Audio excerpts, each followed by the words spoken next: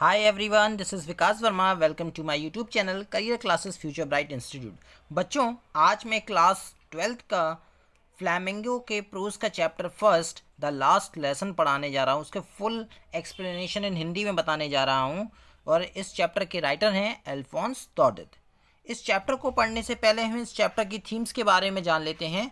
यह जो लेसन है, यह लेसन में ये कहा गया है कि यह पाठ देशभक्ति, भाषा की स्वतंत्रता और मातृभाषा के प्रति प्रेम के विषय में इर्द गिर्द घूमता है.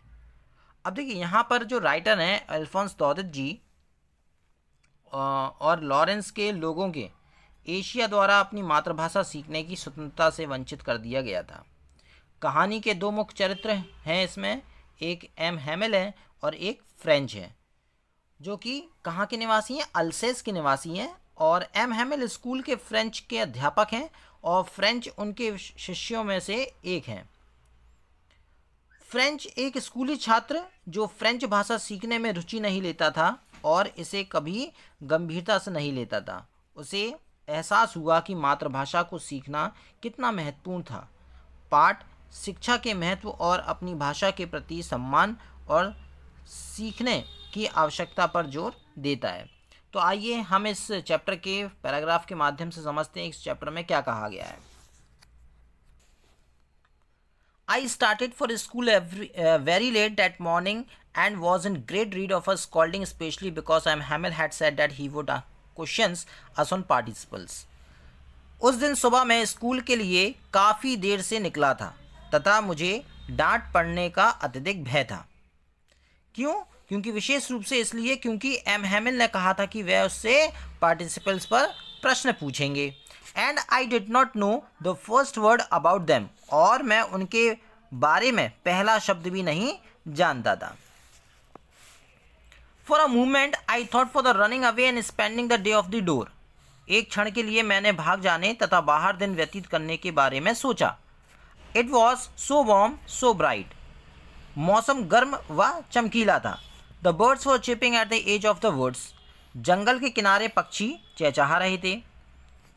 And in the open field back of the sawmill the woods and in the open field back of the sawmill the Persian soldiers were drilling. तथा आरा मिल के पीछे, यानी कोई कारखाना था, उसके पीछे खुले खेत में एशियाई सिपाही अभ्यास कर रहे थे. It was all much more tempting than the rule for participles. यह सब पार्टिसिपल्स के नियमों की तुलना में अत्यधिक या अधिक आकर्षक थे. But I had the strength to resist and hurried off to school. लेकिन मुझ में आत्मसंयम की शक्ति थी और मैं स्कूल की ओर तेज गति से चल पड़ा. When I passed the town hall, there was a crowd in the front of the bulletin board. जब मैं टाउन हॉल के निकट से गुजरा तो सूचना पट के सामने भीड़ थी. For the last 2 years, all our bad news had come from there, the lost battles, the draft, the orders of the commanding officers. 2 वर्षों से हमारे सारे बुरे समाचार यहीं से आए थे. पराजित युद्ध, सरकारी दस्तावेज और कमांडिंग अधिकारी के आदेश. The lost battles and I thought to myself without stopping. और बिना रुके मैंने मन ही मन सोचा, what can be the matter now, कि अब क्या मामला हो सकता है. Then as I hurried by fast as I could go the blacksmith watcher. फिर मैं जितनी तेजी से चल सकता था उतनी तेजी से चलने लगा और लोहार चौकीदार, जिसका नाम वॉचर था, who was there with his apprentice reading the bulletin called after me, जो वहाँ अपने शिष्य के साथ सूचना पढ़ रहा था, उसने मुझे पीछे से पुकार कर कहा, डोंट गो सो फास्ट बब, कि इतने तेज मत चलो लड़के. You will get to your school in plenty of time. अभी स्कूल पहुँचने के लिए तुम्हें काफ़ी समय है. I thought he was making fun of me. मैंने सोचा वह मेरा मजाक उड़ा रहा था. And reach M Hamel little garden out of the breath. और मैं एम हैमिल के छोटे से बगीचे में हाँफता हुआ जा पहुंचा. Usually when school began there was a great bustle which could be heard out in the street. सामान्यतः जब स्कूल होता था वहाँ अत्यधिक शोरगुल तथा हलचल होती थी. The opening and the closing of desk lessons repeated in unison very loud with our hands over our ears to understand better, and the teacher's great ruler rapping on the table, जिसे बाहर गली में सुना जा सकता था। डेस्कों के खुलने व बंद होने का शोर, हाथों को कोने पर रखकर पाठों को ऊंचे और एक स्वर में दोहराने, जिससे कि हम पाठ को और अच्छी तरह समझ सकें, तथा अध्यापक बड़े डंडे का मेज पर खटखटाना, यानी कि टीचर जो है वो टेबल पर उस डंडे को मारता है। And the teacher's ruler rapping on the table, but now it was all so still, लेकिन अब यह सब इतना शांत था। I had counted on the commotion to get to my desk without being seen. मैं उस शोरगुल को जो प्रायः कक्षा में रहता था पर निर्भर था कि मैं बिना किसी को देखे अपनी डेस्क तक पहुंच जाऊं। But of course that day everything had to be quiet as Sunday morning, लेकिन उस दिन ही प्रत्येक चीज को रविवार की सुबह के समान ही शांत होना था। Through the window I saw my classmate already in their places, मैंने देखा कि मेरे जितने भी सहपाठी है वो अपनी अपनी जगह पर बैठे थे। Through the window, I saw my classmates already in their places and M. Hamill walking up and down with his terrible iron ruler under his arm. तथा एम हैमिल अपनी बाजू के नीचे अपने भयानक लोहे के रूलर को दबाए कक्षा में इधर से उधर घूम रहे थे। I had to open the door and go in before everybody. मुझे दरवाजा खोलना था और सभी के समक्ष कमरे में प्रवेश करना था। You can imagine how I burst and how frightened I was. आप कल्पना कर सकते हैं कि मैं कितनी शर्मिंदगी और कितना मुझे डर लगा। But nothing happened, M Hamel saw me and said very kindly, लेकिन हुआ कुछ नहीं। एम हैमिल ने मुझे देखा और उन्होंने बड़े कितना नम्रतापूर्वक कहा, go to your place quickly little friends, कि हे छोटे बालक तुम अपनी जगह जल्दी पहुंचो। We were beginning without you, हम तुम्हारे बिना ही पाठ शुरू करने वाले थे। I jumped over the bench and sat down at my desk. मैंने बेंच के ऊपर से छलांग लगाई तथा अपनी डेस्क पर बैठ गया। Not till then when I had got a little over my fright. जब मैंने अपने भय पर थोड़ा नियंत्रण पा लिया तब मैंने देखा I did see that our teacher had on his beautiful green coat, कि हमारे अध्यापक ने अपना सुंदर हरे रंग का कोट पहन रखा है। His frilled shirt and the little black silk cap all embroidered that he never wore except on inspection and prize days. अपनी झालरदार कमीज तथा छोटी सी काली रेशमी टोपी पहन रखी थी जिस पर सभी तरफ कढ़ाई की हुई थी। इन्हें वे कब पहनते थे? निरीक्षण तथा पुरस्कार वितरण के दिनों में वो पहना करते थे। The whole school seemed so strange and solemn. यानी पूरा स्कूल जो था वो सारा स्कूल उस समय असामान्य एवं शांत प्रतीत हो रहा था। But the thing that surprised me most was see on the back benches that were already empty the villages people sitting quietly like the ourselves. किंतु कुछ चीज़ें मुझे असावधानिक और आश्चर्यचकित लगी। क्या? उसने देखा कि हर समय पीछे की बेंचेस जो खाली रहती थी आज पूरी भरी हुई है। Old houses with three cornered had the former mayor, the former postmaster, the several other besides. जो हमेशा पीछे की बेंचें खाली रहती थी आज वो भरी हुई है। उस पर कौन बैठा हुआ है? गांव के लोगों के हमारे के समान चुपचाप बैठे हुए हैं। कौन थे वो? बूढ़े हौसर थे जो अपनी तिकोनी टोपी पहने थे, और पहले के समय के वो मेयर थे, और पहले के समय पोस्टमास्टर थे, और इनके अतिरिक्त अन्य भी लोग थे। Everybody looked sad, and Hauser had brought an old primer thumbed at the edge, and he held it open on his knees with his great spectacles lying across the pages. प्रत्येक व्यक्ति उदास दिखाई दे रहा था तथा हौसर एक पुरानी प्रथम पुस्तिका लाया था जो किनारे से अंगूठों द्वारा पन्ने पलटने जाने के कारण मुड़ी हुई थी, जिसे खोलकर उसने अपने घुटनों पर रखा हुआ था, जिसके पन्नों पर उसकी बड़ी ऐनक रखी हुई थी। While I wondering about it all, M. Hamill mounted his chair and in the same grave and gentle tone which he had used to me said. अब देखिए हुआ क्या। जब मैं इस सब के बारे में सोच रहा था, एम हैमिल अपनी कुर्सी पर बैठ गए और उसी विनम्र एवं गंभीर स्वर में जो उन्होंने मेरे लिए प्रयोग किया था कहा। क्या कहा? My children, this is the last lesson I shell give you. मेरे बच्चों, यह आखिरी पाठ है जो मैं तुम्हें आज पढ़ाने जा रहा हूँ या पढ़ाऊँगा। The order has come from Berlin to teach only German in the school of Alsace and Lauren.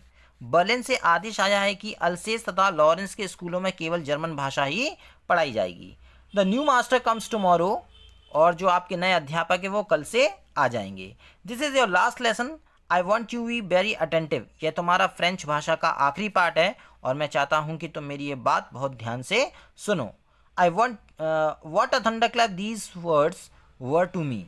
ये शब्द मेरे लिए वज्रपात के समान थे। Oh the wretches, that was what they had put up at the town hall। अरे वे दुष्ट लोग, यही बात उन्होंने टाउन हॉल के सूचना पट पर लगाई थी। My last French lesson, why I hardly knew how to write, I shall never learn any more। I must stop there then। Oh how sorry I was not learning my lesson for seeking birds eggs or going sliding on the Saar। मेरे अंतिम French भाषा का पाठ क्यों, मुझे तो अभी ढंग से लिखना भी नहीं आता था। अब मैं आगे और कुछ भी ना सीख सकूंगा, मुझे वहीं रुक जाना होगा। फिर ओ मैं कितना दुखी था। अब देखिए उसमें यह भी कहा गया है कि बर्ड्स एगिंग्स और गोइंग स्लाइडिंग ऑन द सार, वो क्यों नहीं सीख पाया था? इसलिए क्योंकि वो कभी पक्षियों के अंडे तलाशने में रहता था या तो वो सार नदी में स्लाइडिंग करने के लिए चला जाता था। That had seemed such a nuisance a while ago, so heavy to carry my grammar and my history of the suns were old friends now that I could give up। मेरी पुस्तकें जो कुछ समय पहले मुसीबत लगती थी मुझे उठाकर चलने में बहुत भारी लगती थी, मेरे व्याकरण की पुस्तक तथा संतों के इतिहास की मेरी पुस्तक अब मुझे मेरी पुरानी मित्र लग रही थी। And am hamil to the idea that he was going away, that I should never see him again, made me forget all about his ruler and how cranky he was। जिन्हें मैं त्याग नहीं सकता था तथा एम हैमिल भी इस विचार ने कि वह यहाँ से जा रहे हैं कि अब मैं उन्हें पुनः कभी ना देख सकूँगा, मुझे उनके डंडे तथा वे कितने सनकी थे को भूलने को मजबूर होना पड़ेगा। Poor man, I was in honour of this last lesson that he had put on his fine Sunday clothes and now I understood। बेचारे इस आखिरी पाठ के सम्मान में ही तो उन्होंने अपने रविवार के अच्छे वस्त्र पहने थे और अब मैं समझ गया हूँ कि गांव के वृद्ध लोग कमरे के पीछे या उस कमरे में पीछे क्यों बैठे हुए हैं।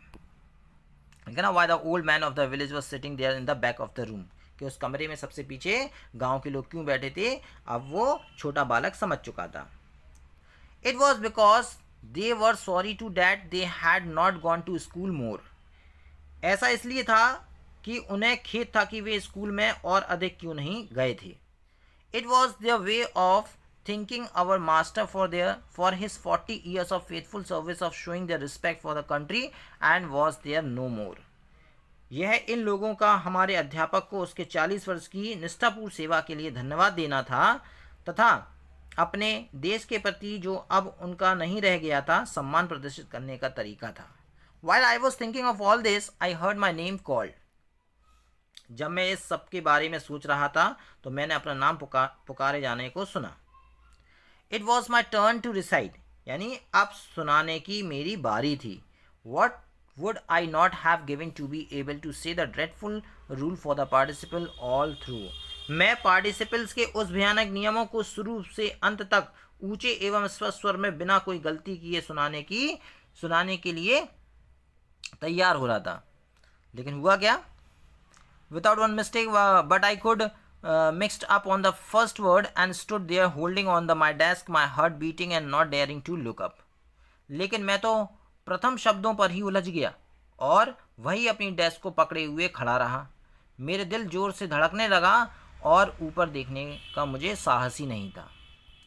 आई heard M M L say to me, मैंने सुना कि एम एम एल मुझसे कह रहे हैं आई वॉन्ट्स कॉल यू, कि मैं तुम्हें नहीं डांटूंगा। लिटिल फ्रेंड, छोटे बालक, you must feel bad enough, तुम्हें काफ़ी बुरा लग रहा होगा। सी हाउ इट इज़, देखो बात ऐसी है। Every day we have set to our self, कि हम लोगों ने रोज़ स्वयं से कहा, क्या कहा? वाह, I have plenty of time, मेरे पास काफ़ी समय है। I will learn it tomorrow, मैं इसे कल सीख लूँगा। And now you see where we have come out, अब देखो हम कहाँ जा पहुँचे हैं। All the great trouble with Alsace, she puts off learning till tomorrow. हाँ, अल्सेस के साथ यह परेशानी है, यहाँ के लोग अपनी पढ़ाई को आने वाले कल पर छोड़ देते हैं। Now those fellows out there will have the right to say to you how it is you pretended to be a Frenchman and yet you can neither speak nor write your own language। अब वे बाहर के लोग तुमसे यह कहने का अधिकार रखेंगे, ऐसा क्यों है? तुम फ्रांसीसी होने का दावा करते हो, लेकिन फिर भी तुम अपनी भाषा को ना तो बोल सकते हो और ना ही लिख सकते हो। And yet you can neither speak nor write your language but you are not the worst poor little friends. लेकिन तुम सबसे खराब नहीं हो छोटे बालक। We will all a great deal to reproach our self with. हम सबके पास स्वयं को धिक्कारने के लिए बहुत सारे कारण हैं। अब देखिए हुआ क्या। अब parents were not anxious enough to have you learn. अब देखिए तुम्हारे माता पिता पर्याप्त रूप से उत्सुक नहीं थे। They prefer to put you to work on the farm और at the mill so as to have little money more money. उन्होंने तुम्हें खेतों अथवा मिलों पर काम पर लगाया ताकि तुम अधिक से अधिक पैसा कमा कर लेकर आ सको। And I have been to blame also, have I not often. मैं भी दोषी हूँ, क्या मैंने प्राय तुम्हें पाठ पढ़ाने के बजाय क्या किया? आई often sent you water my flowers, फूलों के पौधों को पानी देने चला गया, यानी पौधों के फूलों को पानी देने चला गया। Instead of learning your lessons, यानी कि मैंने तुम्हें पढ़ाने की जगह then I wanted to go fishing, मैं मछली पकड़ने के लिए चला गया। Did I not just give you a holiday, तो मैंने तुम्हें छुट्टी ही नहीं दे दी थी। यानी कि पढ़ाई के समय पर ये सारी चीज़ें हुई, यानी कि माता पिता सबसे बड़े दोषी हैं, फिर उसके बाद आप खुद दोषी हैं, फिर उसके बाद टीचर्स दोषी हैं। क्यों? क्योंकि टीचर्स भी कहीं ना कहीं ना पढ़ाने के दोषी कहलाए जा गए हैं इसमें। Then from one things to another M Hamel went to talk of the French language. फिर एक चीज़ से दूसरी चीज़ पर चर्चा करते हुए एम हैमिल फ्रेंच भाषा के बारे में बात करने लगे। Saying that it was the most beautiful language. उन्होंने बताया कि दुनिया की सबसे सुंदर भाषा कौन सी भाषा है? एक फ्रेंच भाषा है। In the world the clearest the most logical that we must guard it amongst is and never forget it. बता रहे हैं कि सबसे सुंदर भाषा जो है वो फ्रेंच भाषा है, क्योंकि ये तार्किक भाषा है और हम इसको कभी भूलना नहीं चाहिए, हमें इसको सुरक्षित रखना चाहिए। Because when other people are enslaved, as long as they hold fast their language, it is as if they had the key to their prison। हम इसे सुरक्षित रखना चाहिए तथा इसे कभी ना इसे कभी भुलाना नहीं चाहिए, क्योंकि जब लोग गुलाम बना लिए गए थे तो तब तक वे अपनी भाषा के पूर्ण रूप से जुड़े रहते थे। Then we open to the grammar and read us our lesson। तब तक उनके लिए उनकी भाषा कारागार से बाहर निकलने की एक चाबी थी जो सिद्ध हुई। फिर उन्होंने व्याकरण की एक पुस्तक खोली और हमारा पाठ हमें सुनाया उन्होंने। I was amazed to see how well I understood it, all he said seem to so easy so easy. मुझे आश्चर्य हुआ कि मैंने इसे कितनी अच्छी तरह समझ लिया था। जो कुछ उन्होंने कहा वह कितना सरल लगा। कितना सरल, मैं यह भी सोचता हूँ। All he said seemed to so easy, I think too that I have never listened to carefully and that he had never explained everything with so much patience। अब बताइए, एम हैमिल जी ने जितना कुछ पढ़ाया था फ्रेंच को बड़ी आसानी से समझ में आ गया। क्यों? क्योंकि मैंने पहले कभी इतने ध्यान से उसको सुना ही नहीं था। It seems almost as if the poor man wanted to give us all he knew before going away and to put it all into our heads on one stroke। और उन्होंने भी हर चीज़ को इतने धैर्य से कभी नहीं समझाया था। एम हैमिल जिस प्रकार से वो पढ़ा रहे थे संडे को, ऐसा प्रतीत हो रहा था जैसे कि वे बेचारे हमें वो जो वह जानते हों वो हमें सारी चीज़ें एक ही बार में देना चाहते हों। इस प्रकार से वो कक्षा में पढ़ा रहे थे। After the grammar we had a lesson in writing. व्याकरण के बाद हमारा लेखन का पाठ हुआ। That day M. Hamill and new copies for us written in a beautiful round hand। उस दिन एम एमिल हमारे लिए नई कॉपियाँ लाए थे जिन पर सुंदर व गोल हस्तलेख में लिखा हुआ था। फ्रांस एलिस मतलब क्या है? France अल्सेस। They looked like little flags floating everywhere in the schoolroom, hung from the rod at the top of the desk। वे छोटे छोटे झंडे की भांति दिखाई दे रहे थे जो स्कूल के कमरे में सर्वत्र लहरा रहे थे और हमारी डेस्कों के ऊपर लगी छड़ी से लटके हुए थे। You ought to have seen how everyone set to work and how quiet it was। आपको देखना चाहिए था कि किस प्रकार प्रत्येक व्यक्ति काम में लगा था और कैसे शांति छाई हुई थी। The only sound was the scratching of the pen over the paper। एकमात्र आवाज थी कागज पर कलमों के चलाए जाने की।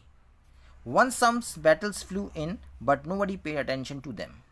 एक बार कुछ भौरे उड़कर अंदर आ गए लेकिन किसी ने भी उन पर ध्यान नहीं दिया। Not even the little ones who worked right on the tracing their fish hooks। सबसे छोटे बच्चे ने भी उन पर ध्यान नहीं दिया जो मछली पकड़ने के कांटों के चित्र खींचने में लगे हुए थे। As if that French too, on the roof the pigeons cooed very low and I thought to myself, will they make them sing in German even the pigeons। जैसे इन चित्रों को खींचने की फ्रेंच भाषा हो। छत पर कबूतर धीमे स्वर में गुटरगू कर रहे थे और मैंने मन ही मन सोचा क्या वे इन कबूतरों को भी जर्मन भाषा में गाने को बाध्य करेंगे, यानी मजबूर करेंगे। कौन? जर्मन लोग। Whenever I looked up from my writing, I saw M. Hamill sitting motionless in his chair and gazing first at one thing। जब भी मैंने लिखते हुए ऊपर की ओर देखा, मैंने एम हैमिल को बिना हिले डुले उनकी कुर्सी पर बैठा देखा। Then at another, as if he wanted to fix in his mind just how everything looked in that little school room। कभी एक वस्तु की ओर टकटकी लगाकर देखते हुए तो फिर कभी दूसरी वस्तु की ओर, जैसे कि वे अपने दिमाग में यह अंकित कर लेना चाहते हैं कि उस छोटे से स्कूल के कमरे में प्रत्येक वस्तु कैसी दिखाई देती है। Fancy for the 40 years he had been there in the same place with his garden outside the window and his class in front of him। जरा सोचो, 40 वर्षों से वह उसी स्थान पर थे, खिड़की के बाहर उनका बगीचा था तथा उसके समक्ष उनकी कक्षा थी, सदैव ऐसे ही। Just like that, only the desk and the benches had been worn smooth। केवल डेस्क तथा बेंच घिस घिस कर चिकनी हो चुकी थी। The walnut trees in the garden were taller। बगीचे में अखरोट के वृक्ष पहले की अपेक्षा अधिक ऊंचे हो गए थे। And the hopvine that he had planted himself twined about the windows to the roof। तथा जो हॉपवाइन यानी एक प्रकार की लता होती है, बेल होती है, जो उन्होंने स्वयं लगाई थी, खिड़कियों से लिपटकर छत की ओर पहुंच चुकी थी। How it must have broken his heart to leave it all, poor man। इस सब को छोड़कर जाने की बात ने तो उनका दिल ही तोड़ दिया था, बेचारे। To hear his sisters moving about in the room above packing their trunks for they must leave the country next day। साथ में ऊपर के कमरे में उनकी बहन की इधर उधर चलने और सामान को बांधने की आवाज़ सुनना, क्योंकि उन्हें तो अगले दिन देश छोड़कर जाना था। But he had the courage to hear every lessons to the very fast। किंतु उनमें प्रत्येक पाठ को अंत तक सुनने का साहस था। After the writing we had a lesson in history। लेखन के बाद हमारा इतिहास का पाठ हुआ। And then the babies chanting their बा बी बी बू बू। और फिर बच्चों ने स्वर के साथ अपना बा बे बी बो बू बोला। कमरे Flicker down there at the back of the room, old Hossers had put on their spectacles and holding his primer in both hands। कमरे के पीछे हिस्से में बूढ़े हॉसर ने अपना चश्मा लगा लिया था तथा अपनी प्रथम पुस्तक को दोनों हाथों से पकड़े हुए बच्चों के साथ अक्षरों को दोहरा रहे थे। Spelled the letters with them, you could see that he too was crying। आप देख सकते हो कि वह भी रो रहे थे। His voice trembled with emotions and it was so funny to hear him that we all wanted to laugh and cry। उसकी आवाज़ भावुकता के कारण काँप रही थी और उसकी आवाज़ सुनना इतना हास्यास्पद लग रहा था कि हम सब हंसने और रोना चाहते थे। How well I remembered it that last lesson, मुझे कितने अच्छे प्रकार से याद है वह अंतिम पाठ। अब देखिए, all at once the church clock struck 12, अचानक चर्च की घंटी ने 12 बजा दिए। Then the Angelus at the same moment the trumpets of the Persian returning from drill sounded under our windows, फिर चर्च का घंटा बजा, उसी क्षण हमारी खिड़कियों के नीचे अभ्यास के लौटने, मतलब कि जो पर्शियन थे, जो जर्मन, वो उनके सैनिक लौट रहे थे वापस अभ्यास करके, सैनिकों की तुर्की बज उठी। अब क्या देखिए, M Hamel stood up very pale in his chair, I never saw him look so tall. M Hamel अपनी कुर्सी से उठ खड़े हुए, वह पीले पड़ गए थे, मैंने उसे इतना ऊंचा, यानी कि बच्चा कह रहा है कि मैंने उन्हें कभी भी इतना ऊंचा नहीं देखा था, तो यानी वो काफ़ी लंबे नज़र आ रहे थे। My friend said he I but something choked him, he could not go.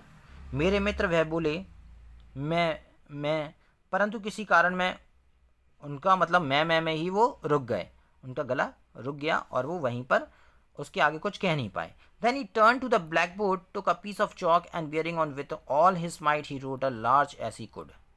फिर वह ब्लैकबोर्ड की ओर मुड़े, चौक का एक टुकड़ा लिया तथा अपनी पूरी शक्ति के प्रयोग करते हुए जितना बड़ा लिख सकते थे उन्होंने उतना बड़ा उस ब्लैकबोर्ड पे लिखा।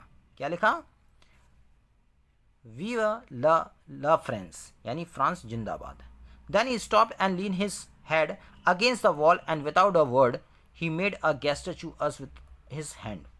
फिर वह रुके तथा उन्होंने अपना सिर दीवार से सटा दिया और बिना एक भी शब्द बोले उन्होंने हमें अपने हाथ से इशारा कर दिया।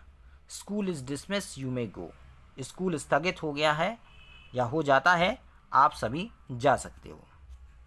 तो बच्चों, यहाँ पर ये चैप्टर फिनिश हो गया है। आई होप कि आपको ये चैप्टर समझ में आया होगा। अगर आपको ये वीडियो अच्छी लगी है तो इसको लाइक कीजिए, सब्सक्राइब कीजिए और शेयर ज़रूर कीजिए। अगर आप इस चैनल पर नए हैं तो इसका सब्सक्राइब करना ना भूलें, इसके बेल आइकन को प्रेस करना ना भूलें। Thank you for watching.